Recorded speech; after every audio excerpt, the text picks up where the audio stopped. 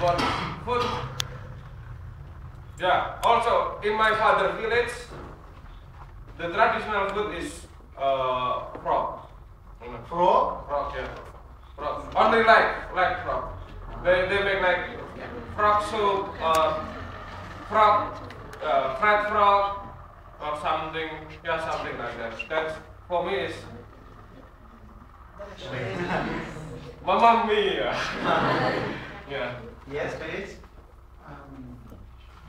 As a culture shock, I never had some kind of a culture shock about food because like we can eat everything almost. But in Turkey, we can say like we don't eat pork, so it is kind of a difficult for us to live in abroad. Not just in like Poland or somewhere. When you just abroad, when like they eat pork, it's a problem for us.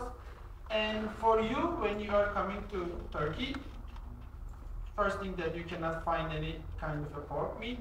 And the second is the meat, and not just the meat, all food might be a little bit spicy for you.